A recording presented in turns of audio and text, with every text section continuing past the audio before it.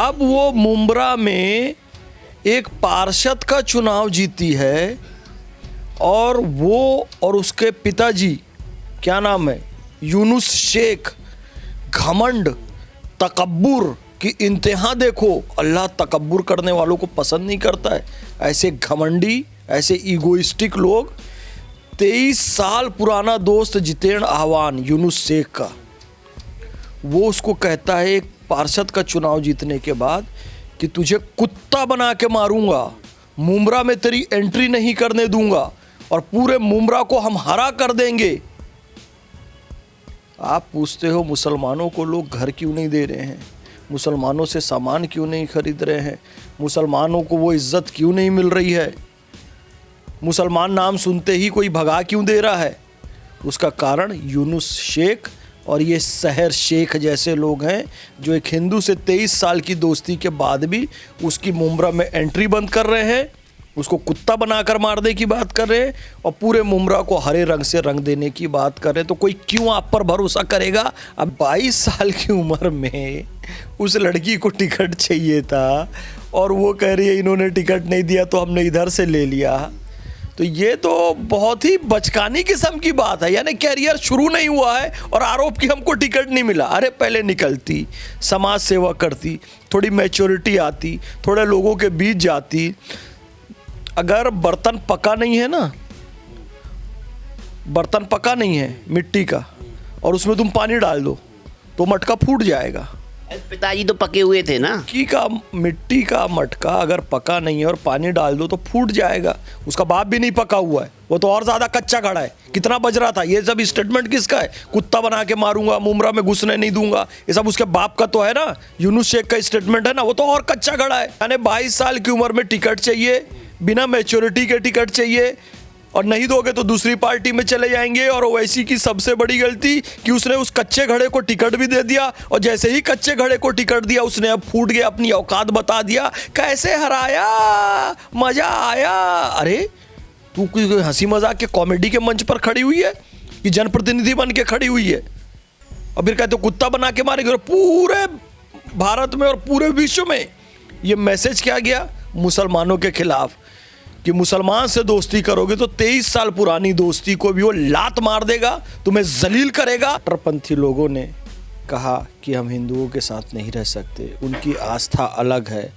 कट्टरपंथियों ने कहा वो गोमांस खाते हैं, हिंदू गाय की पूजा करते हैं, भारत माता की जय कहते हैं, भारत माता की जय नहीं कह सकते, वंदे मातरम कहते हैं, वंदे मातरम की जय नहीं कह सकते। कुल मिलाकर खुलकर कहा कि हम हिंदुओं के साथ नहीं रह सकते और हिंदुओं के साथ रहे तो उनको कुत्ता बनाकर मारेंगे। ये स्टेटमेंट है। ये कहकर पाकिस्तान ले लिया, अपना शेयर ले लिया, बांग्लादेश का शेयर ले लिया, पाक ऑक्यूपाइड कश्मीर का शेयर ले लिया। ये सारे शेयर लेने के बाद भी अभी वो और शेयर चाहते हैं। तो आपने वो नाम सहर शेख है लेकिन धोखे से आपके मुंह से उसका काम सही निकल गया, शेयर। नमस्कार साथियों, मैं रिंकी जैन, आप देख रहे हैं भारत गान। सहर शेख एक वो लड़की जो कल तक एनसीपी की लीडर हुआ करती थी और उनके पिताजी भी एनसीपी के लीडर थे। दोनों बाप बेटी की जोड़ी पहले एनसीपी में थी और सेकुलरिज्म का बिल्कुल डंका पीटते रहते थे। एक हाथ में कलावा और बढ़िया जीन्स और टॉप में लड़की रहती थी। लेकिन जैसे ही एनसीपी से उनको पता लगा कि हमारी बेटी को टिकट नहीं मिला है तो दोनों बाप बेटियों ने एएमआई जो पार्टी है ओवैसी की, वो ज्वाइन कर ली। अब ओवैसी की पार्टी ज्वाइन करने के बाद बिल्कुल बदलाव आ गया। जहाँ शहर से एक आज़ाद विचारों की लड़की थी वो बुरखेदारी लड़की में तब्दील हो गई, हिजाब पहनने लगी और कट्टरता का रंग इस कदर हावी हो गया कि जीत के बाद वो मुंब्रा का रंग भी हरा करने की बात कर रही है। चूँकि फैज़ खान जी एक अच्छे राजनीतिक विश्लेषक हैं, सामाजिक मुद्दों पर भी अपनी बात रखते हैं और कट्टरता का घोर विरोध करते हैं। तो फैज़ खान जी से जानेंगे जिस तरीके से सहर शेख ने अपना रंग बदला, उस बदले हुए रंग के पीछे कारण क्या है, क्या कहेंगे? बिस्मिल्लाहिर्रहमानिर्रहीम, रब्बिश रहली सदरी व यस्सिरली अमरी वहलुल उक़दतम मिन लिसानी यफ़क़हू क़ौली। बिरादरान हिंद, अस्सलाम वालेकुम रहमतुल्लाहि व बरकातहू। भारत माता की जय, वंदे मातरम। देखिए, आपने एक बार नाम शेर शेख बोल दिया तो शेर आप बोलेंगे ना तो आप पे हो सकता है कोई आपत्ति कर ले, वही लोग केस कर देंगे, भाई शेर कैसा हो गया। शेर नाम थोड़ी है, लेकिन हरकतें उनकी शेर वाली ही है। कैसे? कट्टरपंथी लोगों ने कहा कि हम हिंदुओं के साथ नहीं रह सकते, उनकी आस्था अलग है। कट्टरपंथियों ने कहा वो गोमांस खाते हैं, हिंदू गाय की पूजा करते हैं, भारत माता की जय कहते हैं, हम भारत माता की जय नहीं कह सकते, वंदे मातरम कहते हैं, हम वंदे मातरम की जय नहीं कह सकते। कुल मिलाकर खुलकर कहा कि हम हिंदुओं के साथ नहीं रह सकते, और हिंदुओं के साथ रहे तो उनको कुत्ता बनाकर मारेंगे। ये स्टेटमेंट है। ये कहकर पाकिस्तान ले लिया, अपना शेयर ले लिया, बांग्लादेश का शेयर ले लिया, पाक ऑक्यूपाइड कश्मीर का शेयर ले लिया। ये सारे शेयर लेने के बाद भी अभी वो और शेयर चाहते हैं। तो आपने वो नाम सहर शेख है, लेकिन धोखे से आपके मुंह से उसका काम सही निकल गया, शेयर। अब वो मुंब्रा में एक पार्षद का चुनाव जीती है, और वो और उसके पिताजी, क्या नाम है, यूनुस शेख, घमंड तकब्बुर की इंतहा देखो। अल्लाह तकब्बुर करने वालों को पसंद नहीं करता है। ऐसे घमंडी, ऐसे ईगोइस्टिक लोग। 23 साल पुराना दोस्त जितेंद्र आह्वान यूनुस शेख का, वो उसको कहता है एक पार्षद का चुनाव जीतने के बाद कि तुझे कुत्ता बना के मारूंगा, मुंब्रा में तेरी एंट्री नहीं करने दूंगा, और पूरे मुंब्रा को हम हरा कर देंगे। आप पूछते हो मुसलमानों को लोग घर क्यों नहीं दे रहे हैं, मुसलमानों से सामान क्यों नहीं खरीद रहे हैं, मुसलमानों को वो इज़्ज़त क्यों नहीं मिल रही है, मुसलमान नाम सुनते ही कोई भगा क्यों दे रहा है?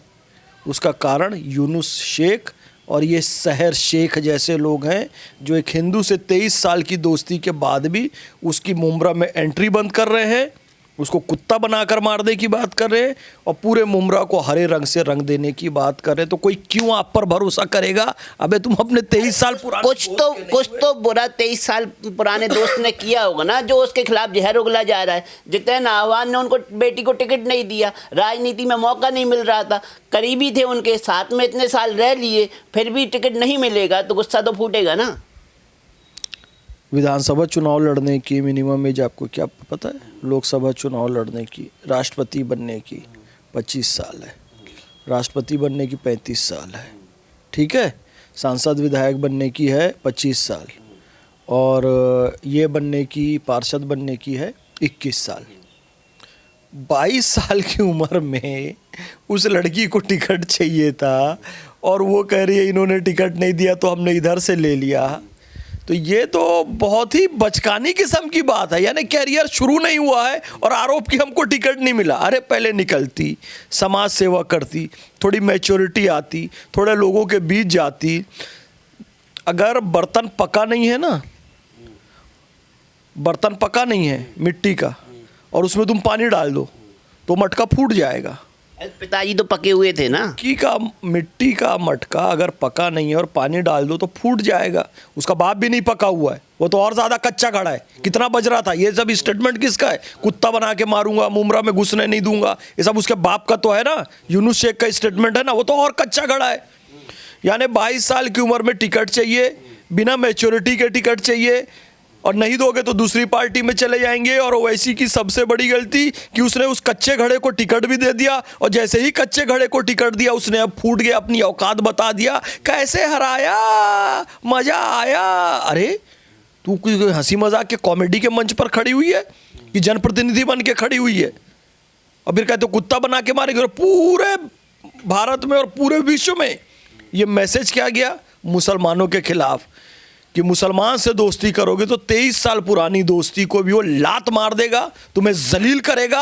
और सुनो, मैं मुसलमान हूं इसलिए कह रहा हूं क्योंकि हम भी उसका खामियाजा भुगतते हैं ना। आप आरएसएस वाले मुसलमान हैं, मजलिस वाले मुसलमान नहीं है ना। आपकी गिनती कहाँ होती है मजलिस वाले मुसलमानों में? अरे तो नुकसान तो हमारा भी होता है ना।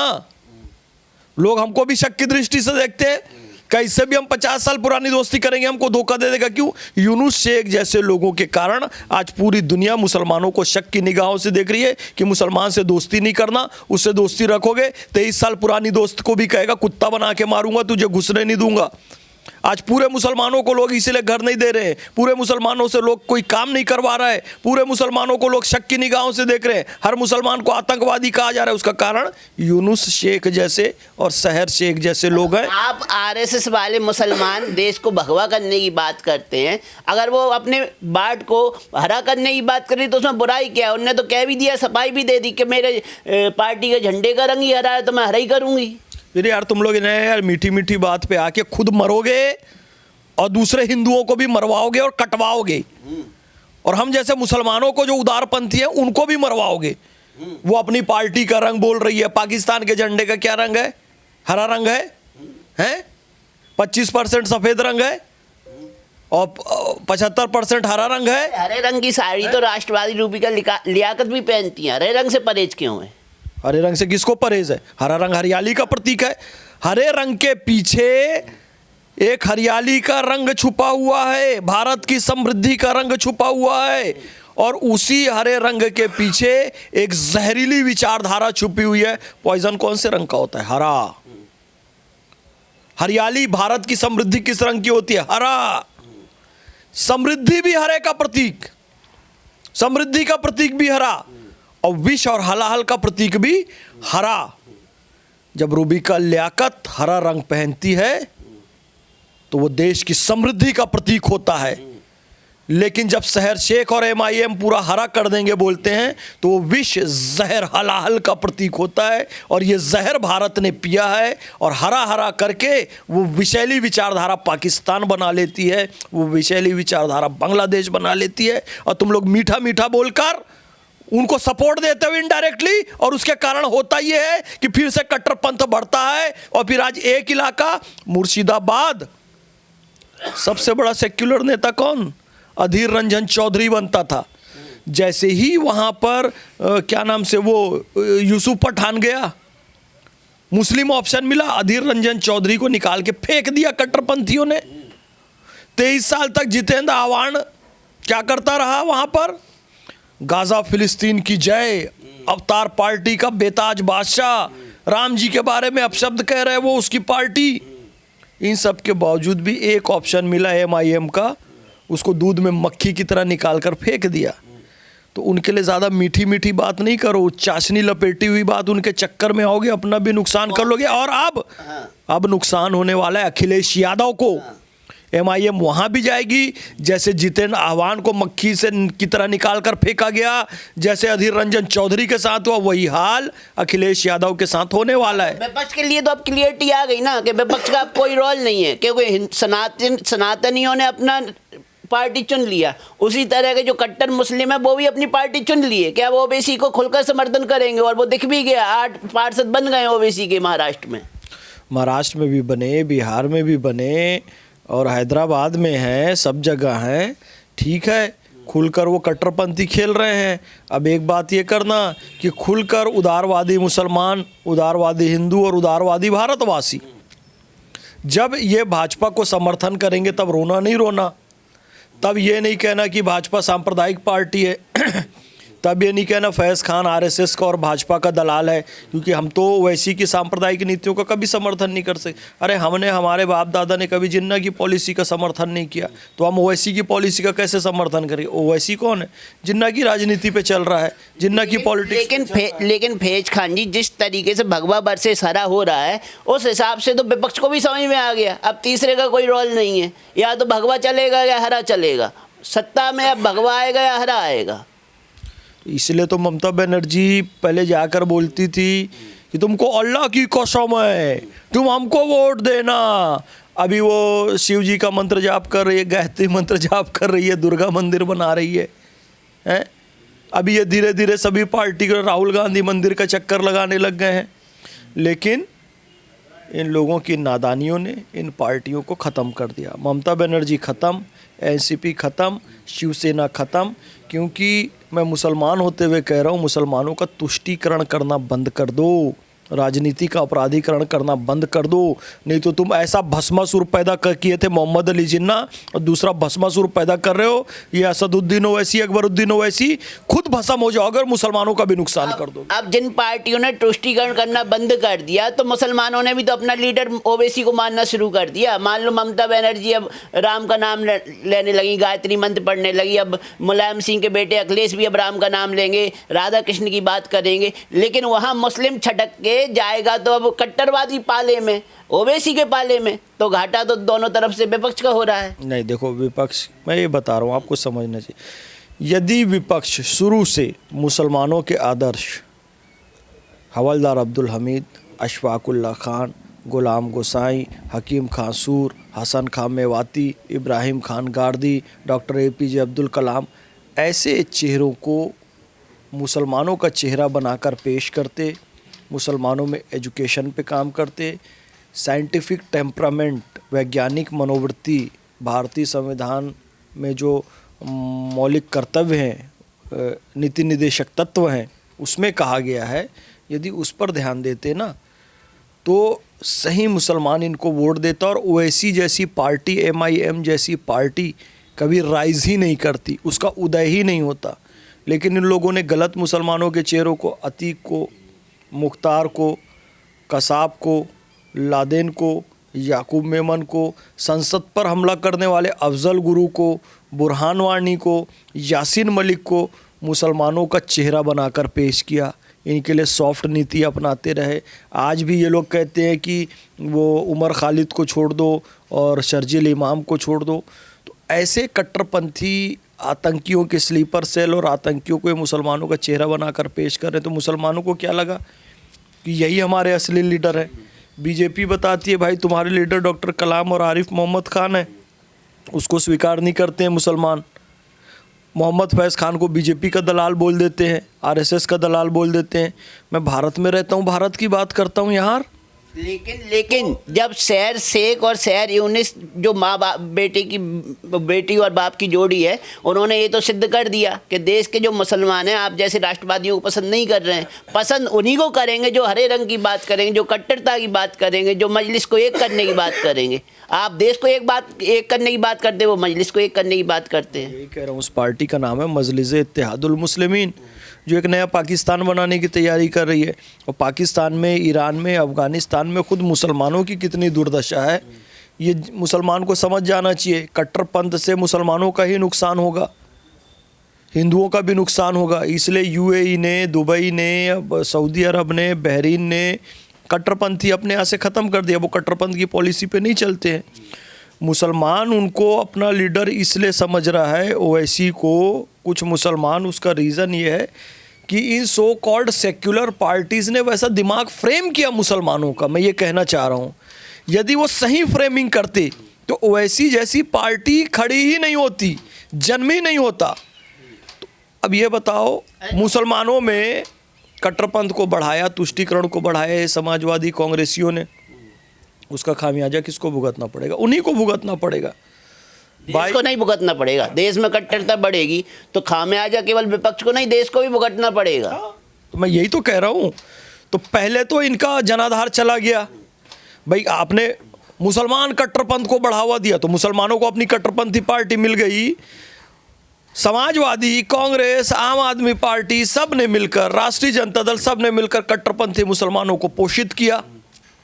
तो कट्टरपंथी मुसलमानों को पोषित किया, तो जब उनको अपनी कट्टरपंथी पार्टी मिल गई तो कट्टरपंथी मुसलमानों ने ये समाजवादी और सारे दलों को निकाल कर फेंक दिया दूध में मक्खी की तरह। तो तुम भस्मासुर को पैदा करोगे तो भस्मासुर तो पहले तुम ही को भस्म करेगा। और शिव जी के पास तो विष्णु जी को ऑप्शन था, विष्णु जी आकर शिव जी को बचा लिए भस्मासुर से। अब समाजवादी पार्टी, राष्ट्रीय जनता दल, कांग्रेस पार्टी, यदि तुम सचमुच में इस भस्मासुर से बचना चाहते हो तो इस भस्मासुर से तुम्हें कौन बचा सकता है? कौन है विष्णु जी? भारतीय जनता पार्टी है। तो तुम भारतीय जनता पार्टी की शरण में आ जाओ और मोहम्मद फैज़ खान जैसे मुसलमान, जो मुसलमानों में राष्ट्रवाद की बात करते हैं, देशभक्ति की बात करते हैं, अखंड भारत की बात करते हैं, भारत में पैदा हुए, भारत का खाते हैं तो भारत का गाते हैं, ऐसे मुसलमानों को तुम प्रमोट करना चालू करो। हमें बीजेपी का दलाल, आरएसएस का दलाल प्रमोट कर दिया, मुख्तार अंसारी, अफजल गुरु और ये सबको लो वैसे ही खड़ा हो गया तुम्हारे सामने, तुम्ही को खत्म कर दिया। सच्चाई आ गई सामने। लेकिन सच्चाई तो ये भी है ना, मुस्लिम राष्ट्रीय मंच को आप कितने दिनों से संचालित कर रहे हैं? देखिए, मुस्लिम राष्ट्रीय मंच 2002 में स्थापित है। तो 23 साल हो गए ना। हाँ। तो 23 साल में आप क्यों राष्ट्रवाद की चिप मुसलमानों के दिमाग में नहीं डाल पाए? क्यों हरे रंग की चिप ही उनके दिमाग में छाई हुई है? क्यों आप जैसा राष्ट्रवादी मुसलमान राष्ट्रवाद की चिप नहीं डाल पा रहा है दिमाग में? अभी मैंने मुख्तार अंसारी को विलेन के रूप में पेश किया। उसका छोटा भाई है, क्या नाम है, गाजीपुर से सांसद, उसने अभी क्या स्टेटमेंट दिया पता है? गौ माता राष्ट्र माता। वो लोग अपना काम कर रहे हैं, हम लोग अपना काम इधर से कर रहे हैं। गौ माता राष्ट्र माता का स्टेटमेंट कहाँ से आया? मोहम्मद फैज़ खान काम कर रहा है, मुस्लिम राष्ट्रीय मंच काम कर रहा है, तब तो आया ना। इमरान मसूद जो बोटी बोटी वाला स्टेटमेंट आया, जिसका मोदी जी के बारे में आप शब्द, वो कहते हैं नवरात्रि में मुसलमानों को नॉनवेज नहीं खाना चाहिए। कहाँ से आया ये स्टेटमेंट? आप अब टेलीविज़न में, यूट्यूब में, इंस्टाग्राम में किन मुसलमानों को देखते हैं? देखते हैं ना मुस्लिम कट्टरपंथ का विरोध करते हुए, खुलकर जाकिर नायक का विरोध करते हुए। हमारी मुहिम वैचारिक है और वैचारिक मुहिम हमारी कामयाब हो रही है, और जब पूरी तरीके से कामयाब होगी ओवैसी जैसी पार्टियां ख़त्म हो जाएगी। अगर मुख्तार अंसारी का भाई गौ माता राष्ट्र माता बोल सकता है तो ये हमारी जीत है, इस बात को ध्यान रखना। और ध्यान से सुनो, ध्यान से सुनो, आज से 6 महीने बाद ओवैसी बोलेगा भारत माता की जय, नोट करके रख लो आज की तारीख। लेकिन गौ माता राष्ट्र माता तो नहीं बोलेगा ओबीसी हैं? गौ माता राष्ट्र माता तो नहीं बोलेगा ओबीसी। बोलेगा, आज नहीं तो कल बोलेगा। ना उनकी पार्षद शहर से बोलेगी, क्योंकि उन्हें तो हरे रंग वालों का वोट चाहिए, और हरे रंग वाले वोट तभी देंगे जब गौ माता का विरोध होगा। मुस्लिम राष्ट्रीय मंच के बारे में पूछा ना, तो मैंने बता दिया, हम राजनीतिक पार्टी नहीं हैं, हम वैचारिक विंग हैं। हम थॉट्स पर काम करते हैं, हम विचार परिवर्तन पर काम करते हैं। और विचार परिवर्तन की बात हो रही है तो मुख्तार अंसारी का भाई अगर गौ माता राष्ट्र माता कह सकता है तो वैसी भी भारत माता की जय कहेगा एक न एक दिन। माता राष्ट्र माता नहीं बोलेगा, 6 महीने के अंदर बोलेगा, देख लेना। भविष्यवाणी कर रहे हैं, वो भी बोलेगा। अभी मुख्तार अंसारी के भाई की तरफ से ये बात आई है, अभी ओवैसी कहेगा गौ माता को राष्ट्र माता घोषित करो, 100% कहेगा। लेकिन अरे हम सुनो, जहर से ज्यादा प्रभावशाली अमृत होता है, हम अमृत बांट रहे हैं। तुम क्या सोचते हो ये जो बैठकर मैं चैनल पर बोल रहा हूँ इसका कोई प्रभाव नहीं पड़ रहा है? जो मैं नेशनल चैनल पे, जो आपके यूट्यूब चैनल पे, जो इंस्टाग्राम में, जो सब मैं बोल रहा हूँ, इसका कोई फ़र्क नहीं पड़ रहा है? इसका बराबर फ़र्क पड़ रहा है। ये सारे लोग सुन रहे हैं और इनको पता है कि यदि भारत में रहेंगे तो गौ माता राष्ट्र माता भी बोलेंगे, तब भारत की जनता स्वीकार कर लेगी, भारत माता की जय भी बोलेंगे और जय श्री राम तो भी फर्क तो ओबीसी की चेलों का भी पड़ रहा है। जो शहर से जैसे नए नए चेला चेली बन गए उनका भी फर्क पड़ रहा है। वो भी 8 सीटें जिता दी ओबीसी को, जहां 0 पे 0 पे खत्म होती थी ओबीसी की पार्टी, 8 सीटें लेके खड़ी हो गई है महाराष्ट्र। अच्छा, हम एक बात बताएं, तुमको यकीन नहीं आएगा, ये यूनुस शेख को बहुत जल्दी MIM वाले भगाने वाले हैं। अच्छा, अब ये तो जीत गई है, उसकी बेटी, हो सकता है उसको भी भगा दे, लेकिन ये लोग पैक एंड बैक बहुत जल्दी होने वाले हैं। क्यों? क्योंकि मुस्लिम राष्ट्रीय मंच काम कर रहा है राष्ट्रवादी विचारधारा पे, और मुसलमानों को और कट्टरपंथियों को ओबीसी आपकी सुनेंगे और आपके कहने पर उनको पार्टी से निष्कासित कर देंगे। तुम आज की डेट नोट करके रख लो, आज का समय नोट करके रख लो। हाँ। भाई मैं क्या कह रहा हूँ, आज मुस्लिम राष्ट्रीय मंच के कामों से मुसलमानों के बीच में मैसेज है, उनके सॉफ्टवेयर में मैसेज है। भाई भारत माता की जय बोलने में क्या दिक्कत है? जिस देश में रह रहे हो, खा रहे हो, पी रहे हो, उसकी जय बोलने में क्या दिक्कत है? उससे वफादारी में क्या दिक्कत है? और हम सब पूर्वजों से तो हिंदू हैं, तो जय श्री राम बोलने में क्या दिक्कत है? आज हमको यहाँ मस्जिद जाने से कोई रोक थोड़ी रहा है। सबसे ज़्यादा मस्जिद भारत में, सबसे ज़्यादा दरगाहें, खानकाहें, मदरसे भारत में। उनका सपना वार्ड नंबर 30 के अलावा पूरे देश को हरा कर देने का है। मुमरा का सपना भी यही है, मुमरा की पार्षद का भी सपना यही है, और ओवैसी का भी सपना यही है कि पूरे देश को हरा कर देंगे। उनके भाई 15 मिनट की बात करते हैं, आपके तो मेरे कहने पे वो गौ माता राष्ट्रमाता बोल देंगे, भारत माता की जय बोल देंगे। आपके कहने पे वो शहर यूनिस को पार्टी से निष्कासित कर देंगे, शहर शेख को निकाल देंगे पार्टी से। ये कैसे मुमकिन है? मुंडक उपनिषद में क्या लिखा है? सत्यमेव जयते लिखा है कि असत्यमेव जयते लिखा है? या तो धर्मा ततो जया लिखा है कि या तो अधर्मा ततो जया लिखा है? सत्यमेव जयते लिखा है ना। लग रहा है भारत में सत्य की जय हो रही है। हम क्या कह रहे हैं? हाँ। हम सत्य बात कह रहे हैं और सत्य की जय होगी। विष प्रभावशाली होता है कि अमृत? अमृत जो लोगों को प्राण देता है, जीत उसी की होती है। प्राण लेने वाला हारता है। बचाने वाला ज़्यादा बड़ा होता है, मारने वाला बड़ा नहीं होता है। और देखना, ये भारत माता की जय भी कहेंगे, जय श्री राम भी कहेंगे, वंदे मातरम भी कहेंगे, और भारत में रहते हैं तो भारत से वफादारी भी करेंगे। यूनुस शेख पार्टी से निकाला जाएगा, क्योंकि यूनुस शेख, अच्छा मैं ओवैसी साहब से ही कह देता हूँ, भैया यूनुस शेख को पार्टी से निकाल दो, क्योंकि इसके कारण मुसलमानों की छवि और ज़्यादा ख़राब हुई है। पहले से ख़राब थी, अब ये हो गया कि मुसलमान से कितनी भी पक्की दोस्ती कर लो, उसके हाथ में थोड़ी सी ताकत आएगी तो वो कुत्ता बनाकर मारेगा, वो अपने क्षेत्र में घुसने नहीं देगा। तो ऐसे व्यक्ति का चेहरा मुस्लिम चेहरे के रूप में जा रहा है। मुसलमानों का और नुकसान होगा। अगर तुम थोड़ा भी मुसलमानों के हित चिंतक हो तो यूनुस शेख को पार्टी से निकालो। जी धन्यवाद। तो आपने सुना मोहम्मद फैज खान जी को। शहर शेख ने जिस तरीके से मुमरा को हरा कर देने की बात की और उसको लेके फैज खान जी ने अपनी प्रतिक्रिया दी, और उनकी प्रतिक्रिया से आप कहाँ तक सहमत हैं, आप भी हमें कमेंट सेक्शन में बता सकते हैं। जय हिंद।